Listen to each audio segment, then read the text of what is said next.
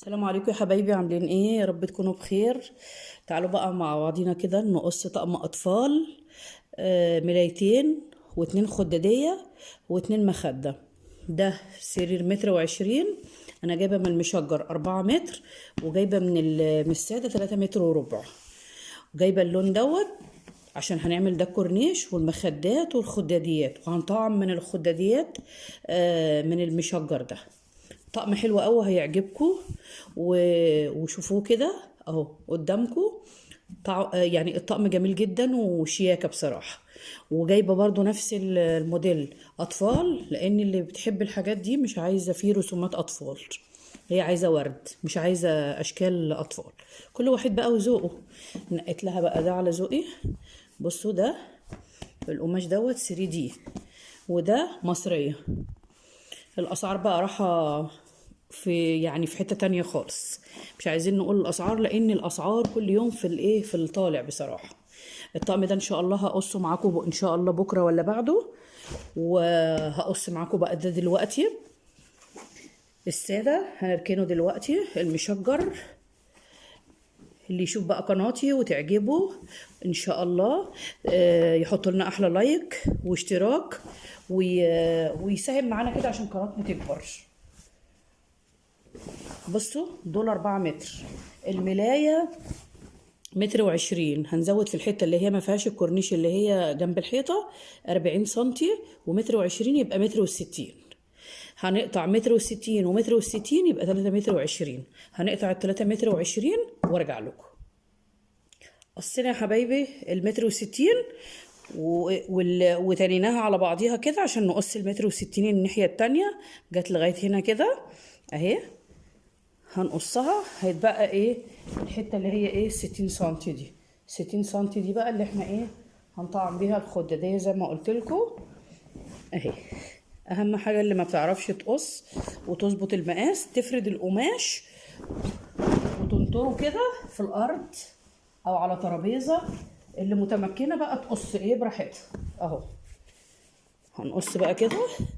بسم الله الرحمن الرحيم اهو.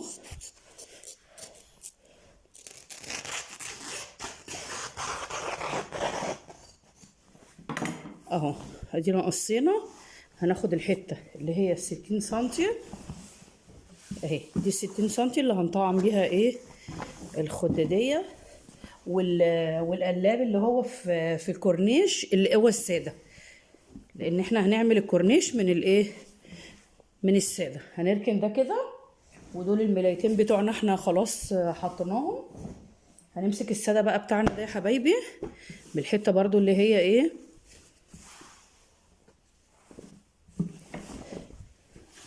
اللي هي على المتني، اللي التاجر بيقصلك من ناحيتها، اللي هي من عند القماش من هنا اهي. شايفينها؟ هنقص برضو كده. هنقص مع بعض 90 سنتي 90 سنتي اهو عشان يطلعوا لنا المخدتين. 90 سنتي. ممكن تزودي 2 سنتي عشان خاطر ايه. بسم الله الرحمن الرحيم. 2 سنتي عشان خاطر الايه التانيات 92 اهو.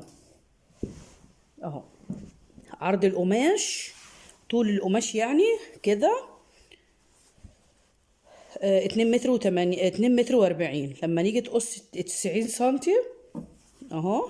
بسم الله الرحمن الرحيم اهو. تقصي دول 90 سنتي اللي احنا قسناهم. تنطري القماش كده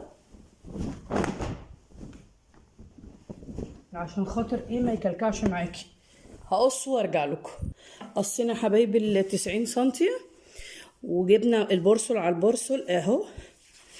ظبطنا البورسل على البورسل اهو. بصوا طول المخده اهي. الطول بتاعها 2 متر و20 بالظبط اهو. بصوا اهو 2 متر و20. شايفينها اهي. 21 كمان من الحته اللي هي المقفوله اللي بيقيس من عندها التاجر اهي. دي اهي.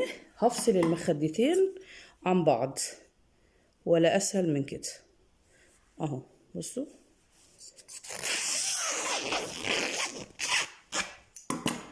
كده طلعوا لنا ايه المخدتين بتوعنا اهو، يا دوبك هيتقفوروا وهتتني، والمخدة طالع مستريح اهي. طلعنا المخدتين، طلعنا الملايتين.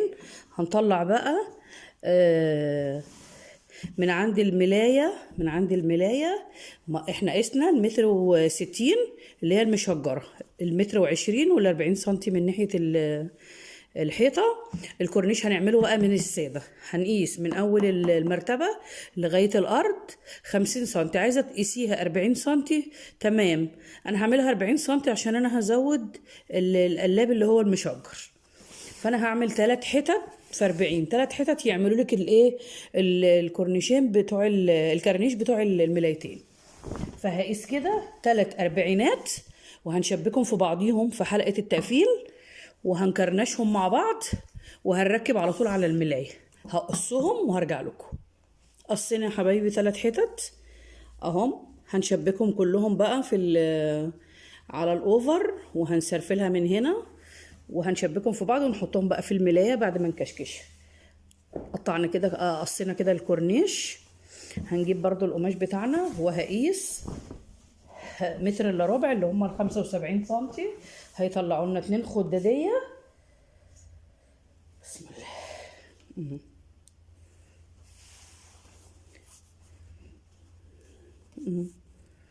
هنطلع الخدادية بتاعتنا حوالي يعني نقول 71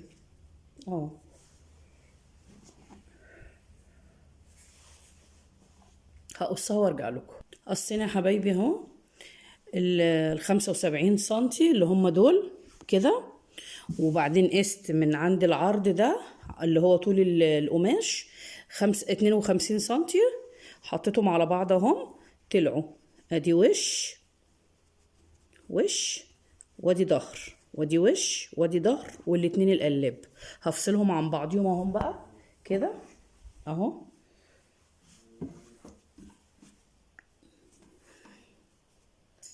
هنفصل القلابات.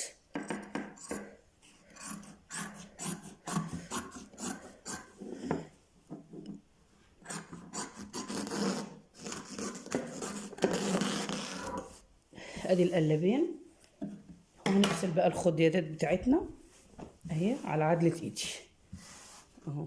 دي الكسرة دي من القماش اهي، دي الكسرة دي من القماش كده كده مش هتبان اهي. هنفصل بقى الايه الخداديات بتاعتنا.